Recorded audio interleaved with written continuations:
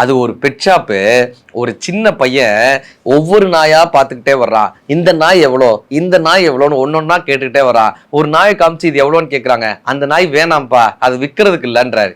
ஏங்கன்னு கேட்குறான். அதுக்கு கால் இல்லைப்பா, ஒரு கால் இல்லை, அது விற்கிறதுக்கு இல்லைன்றாங்க. இப்போ ஒவ்வொரு நாள் பார்த்துட்டு இந்த பெட் ஷாப்லேயே எந்த நாய் ரொம்ப காஸ்ட்லியான நாய், அவர் ஒரு நாயை காமிச்சு இது 25,000 ரூபாப்பா, இந்த டாக் 25,000 ரூபான்னு சொல்றான். நான் அந்த 25,000 ரூபாயை தந்துடுறேங்க, எனக்கு இந்த கால் இல்லாத நாயை கொடுக்குறீங்களா, 25,000 ரூபாய் தரேன். அவர் ஆச்சரியத்தோட பாக்குறாரு.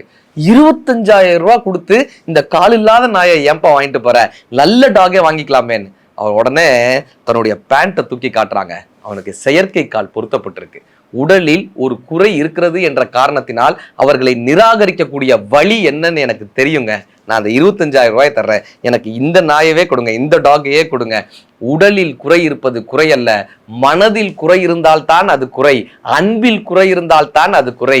நான் இந்த நாய்க்காக இருக்கிறேன், இந்த நாய் எனக்காக இருக்கும், எங்கள் வாழ்க்கை அன்பாக இருக்கும். நான் அன்பின் பாதை சேர்ந்தவருக்கு முடிவே இல்லையடா, மனதின் நீளம் எதுவோ அதுவே வாழ்வின் நீளமாடான்னு அந்த பையன் கற்றுக் கொடுத்துட்டு போனாங்க.